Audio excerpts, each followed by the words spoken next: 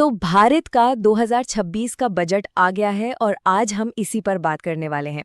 अब देखिए, ये सिर्फ कुछ नंबर नहीं है, ये कोई आंकड़ों का खेल नहीं है।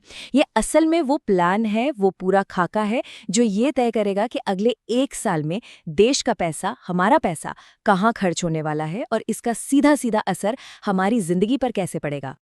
तो सवाल यही उठता है कि ये जो बजट है, ये बस एक लंबा चौड़ा भाषण है या फिर इसमें सच में कुछ ऐसा है जिसका हम सब के लिए कोई मतलब है। चलिए आज इसी को समझने की कोशिश करते हैं। अच्छा, आगे बढ़ने से पहले एक बहुत जरूरी बात समझ लेते हैं। देखिए, बजट पेश तो हो चुका है, लेकिन ये अभी तक कानून नहीं बना है।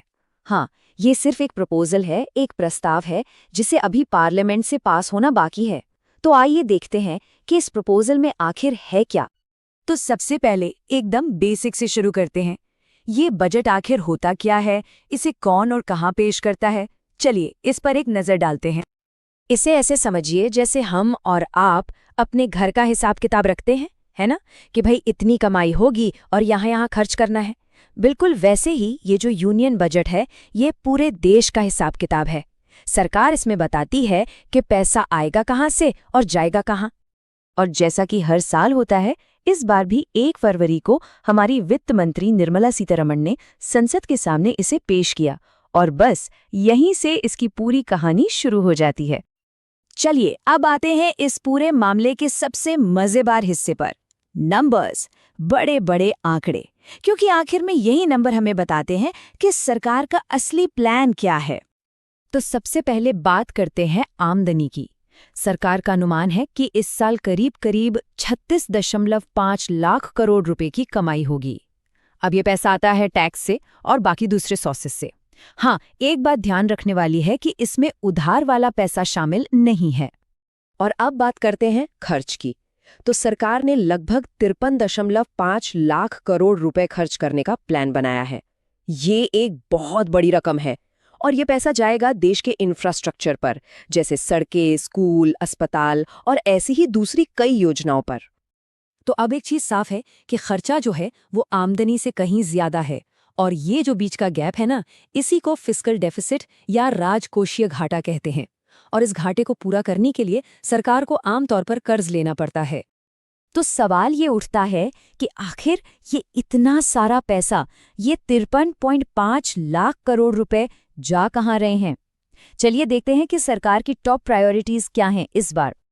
एक नंबर पर ध्यान दीजिए, 40,000 करोड़ रुपए।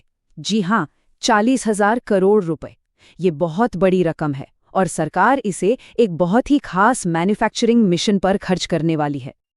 ये पैसा जा रहा है भारत सेमीकंडक्टर मिशन में। अब ये सेमीकंडक्टर क्या है?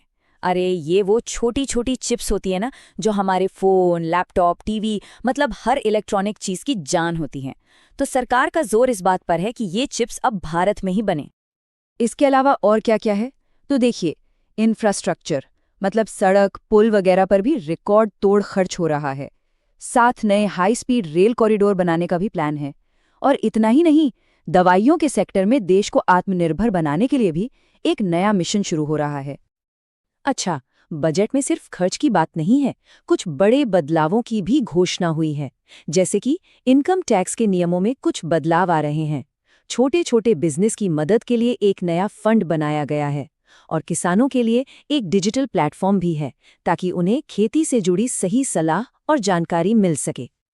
तो जाहिर सी बात है, जब इतना बड़ा बजट आता है तो उस पर पॉलिटिक्स भी होती है, सबकी अपनी अपनी राय होती है। तो चलिए अब देखते हैं कि सरकार और विपक्ष दोनों इस बजट को किस नज़र से देख रहे हैं। तो एक तरफ है प्रधानमंत्री नरेंद्र मोदी, जिनका कहना है कि ये बजट अवसरों का राजमार्ग है, जो 2047 तक भारत को एक विकसित देश बनाने में मदद करेगा। वहीं दूसरी तरफ विपक्ष के नेता राहुल गांधी ने इसकी आलोचना की है।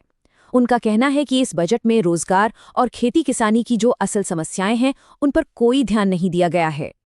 तो ठीक है, बजट पेश हो गया, उस पर बहस भी शुरू हो गई। लेकिन अब आगे क्या होगा? मतलब ये जो प्रस्ताव है, ये कानून कैसे बनेगा? चलिए इस प्रोसेस को भी फटाफट समझ लेते हैं। देखिए, इसके 3 मेन स्टेप्स हैं।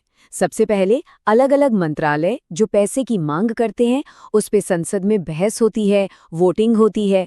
इसके बाद जो फाइनेंस बिल होता है उसे लोकसभा और राज्यसभा दोनों सदनों से पास करवाना पड़ता है और आखिर में जब राष्ट्रपति इस पर अपने साइन कर देते हैं तब जाकर ये एक कानून बनता है और बजट की बातें लागू होती हैं। तो कुल मिला के ये बजट भविष्य का एक बड़ा खाका तो खींचता है, बड़े बड़े वादे करता है, लेकिन असली सवाल ये है कि क्या ये आज की जो बड़ी चुनौतियां हैं जैसे कि महंगाई, बेरोजगारी, उनका सामना कर पाएगा? ये देखना वाकई दिलचस्प होगा और इसका जवाब वो तो हमें आने वाले वक्त में ही मिलेगा।